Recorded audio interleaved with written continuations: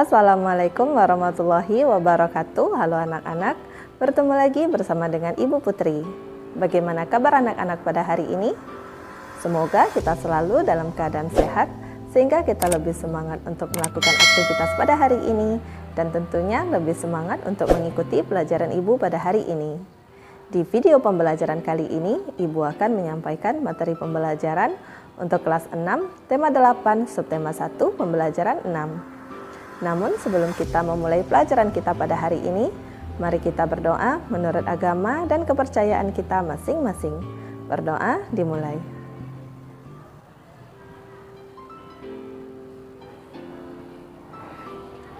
Berdoa selesai.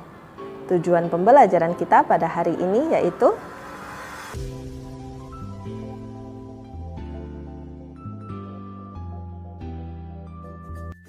keadaan alam Indonesia. Indonesia memiliki lebih dari ribuan pulau. Pulau terpadat penduduknya adalah Pulau Jawa. Lebih dari setengah atau 65% penduduk Indonesia hidup di Pulau Jawa. Indonesia memiliki 5 pulau besar yaitu Jawa, Sumatera, Kalimantan, Sulawesi, dan Papua.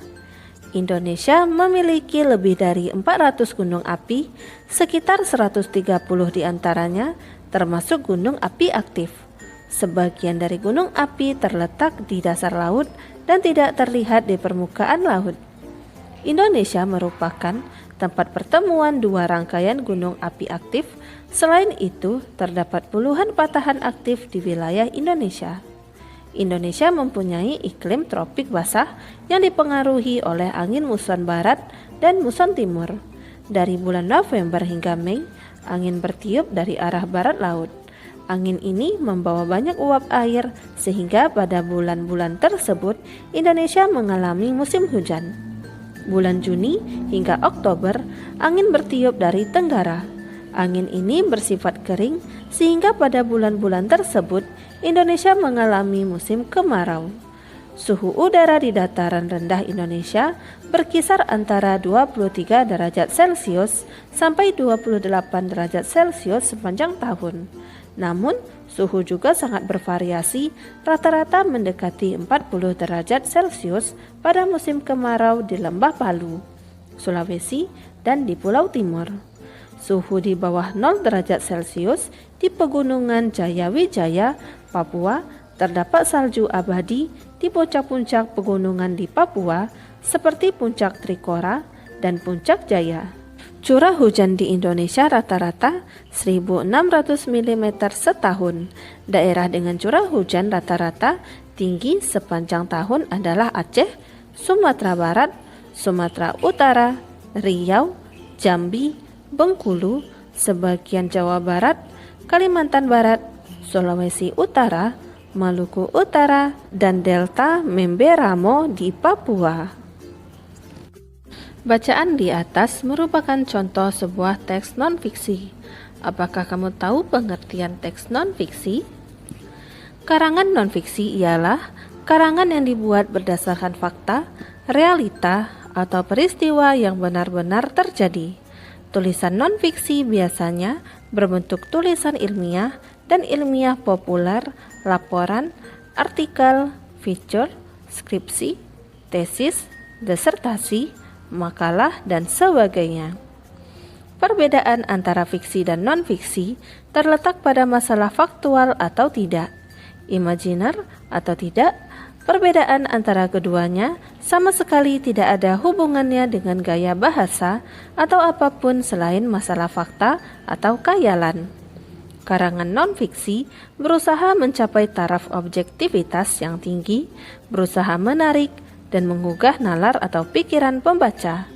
Bahasa karangan non-fiksi bersifat denotatif dan menunjukkan pada pengertian yang sudah terbatas sehingga tidak bermakna ganda. Non-fiksi dibagi menjadi dua sebagai berikut. 1. Non-fiksi murni berisi pengembangan berdasarkan data-data yang autentik. 2. Non-fiksi kreatif berawal dari data autentik, kemudian dikembangkan sesuai imajinasi penulisnya yang pada umumnya dalam bentuk novel, puisi, dan prosa. Dari teks nonfiksi berjudul Keadaan Alam Indonesia, sajikan informasi penting yang kamu temukan dalam format berikut. Keadaan alam Indonesia. Kondisi umum alam Indonesia yaitu 1. Indonesia memiliki ribuan pulau. 2. Indonesia memiliki iklim tropik basah. Dan 3. Memiliki 2 musim yaitu musim penghujan dan musim kemarau. Ciri-ciri khusus kondisi alam Indonesia. Ciri yang pertama yaitu curah hujan di Indonesia rata-rata 1.600 mm setahun dan memiliki 400 gunung api dengan 130 diantaranya termasuk gunung api aktif. Ciri yang kedua yaitu Indonesia merupakan tempat pertemuan 2 rangkaian gunung api aktif dan puluhan patahan aktif. Ciri yang ketiga yaitu terdapat salju abadi di puncak-puncak pegunungan di Papua. Ayo mengamati pada halaman 51. Setelah kamu mengamati pada bacaan sumbatan air dan banjir, analisislah informasi yang disajikan di artikel di atas. Identifikasikanlah kewajiban yang tidak ditunaikan oleh masyarakat. Jelaskan apa akibat dari kelalaian tersebut. Yaitu kewajiban yang pertama, menjaga kebersihan lingkungan. Akibat kewajiban tidak ditunaikan yaitu lingkungan menjadi kotor, penuh dengan sampah. Kewajiban yang kedua yaitu membuang sampah pada tempatnya. Akibat kewajiban tidak ditunaikan yaitu sungai penuh dengan sampah yang akhirnya air sungai sulit mengalir dengan lancar. Yang ketiga, kewajiban yaitu menjaga kelancaran saluran air atau selokan. Akibat kewajiban tidak ditunaikan yaitu saluran air tersumbat yang akhirnya menyebabkan banjir. Yang keempat, kewajibannya yaitu menjaga atau mengantisipasi tempat-tempat yang mudah menjadi sarang penyakit. Akibat kewajiban tidak ditunaikan yaitu penyakit merajalela seperti diare, demam berdarah, penyakit kulit, dan lain-lain. Sebagai anggota masyarakat, kita memiliki kewajiban untuk menjaga kebersihan dan kesehatan lingkungan. Bekerjalah dalam kelompok, diskusikan kewajiban yang kamu miliki sebagai anggota masyarakat dalam menjaga kebersihan dan kesehatan lingkungan di tempat tinggal kamu. Tuliskanlah hasil diskusi kalian dalam format yang disediakan. Kewajiban yang harus kita miliki sebagai anggota masyarakat dalam menjaga kebersihan dan kesehatan lingkungan di tempat tinggal kita yaitu yang pertama dengan melaksanakan program 3M yaitu menutup, menguras, dan mengubur dalam mengurangi dampak penyakit demam berdarah. 2. Membuang sampah pada tempatnya.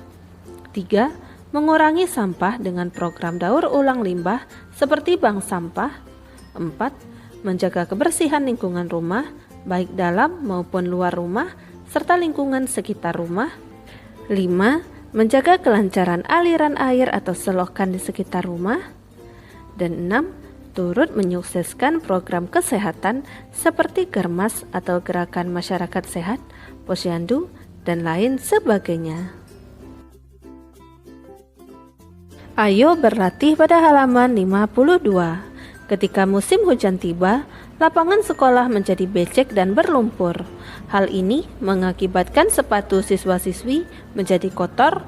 Untuk menjaga kebersihan dan kenyamanan, SD Pelita Hati membuat jadwal piket tambahan. Mematuhi dan menjalankan jadwal piket dengan baik merupakan kewajiban setiap siswa SD Pelita Hati. Bantulah SD Pelita Hati dengan membuat daftar hal-hal yang harus dilakukan oleh petugas piket dan siswa-siswa lainnya sebagai perwujudan kewajiban dalam menjaga lingkungan sekolah. Kewajiban petugas piket yaitu memantau dan meletakkan sepatu pada lemari sepatu atau tempat yang disediakan, menguras atau mengurangi genangan air di lapangan, membersihkan teras sekolah, membersihkan lemari sepatu atau tempat sepatu yang disediakan, mengepel lantai kotor, dan sebagainya.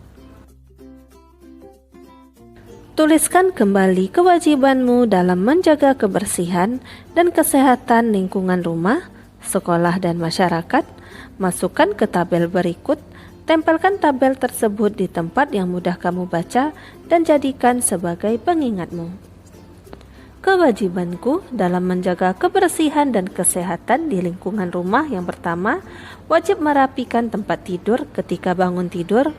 2. Wajib mandi secara teratur minimal 2 kali sehari. 3. Membersihkan atau menyapu kamar tidur, ruang keluarga, teras, dan ruang lain. 4. Wajib membuang sampah pada tempatnya. 5. Menutup semua wadah yang berpotensi jadi sarang nyamuk. Kewajibanku dalam menjaga kebersihan dan kesehatan di lingkungan sekolah yaitu wajib melaksanakan piket kelas. 2. Wajib menjaga kebersihan sekolah. 3. Wajib membuang sampah pada tempatnya. Dan 4. Wajib menyiram dengan bersih ketika keluar dari toilet. Dan kewajibanku dalam menjaga kebersihan dan kesehatan di lingkungan masyarakat yaitu 1. Membuang sampah pada tempatnya. 2. Turut serta dalam kegiatan kerja bakti. 3. Menjaga kebersihan rumah dan lingkungan sekitar. Dan 4. Wajib menjaga kelancaran saluran air atau selokan di depan rumah dan sekitarnya. Demikianlah materi yang dapat Ibu sampaikan pada hari ini. Semoga apa yang telah Ibu sampaikan pada hari ini dapat bermanfaat untuk dirimu dan menambah ilmu pengetahuanmu.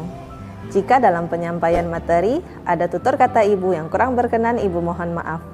Akhir kata, wassalamualaikum warahmatullahi wabarakatuh.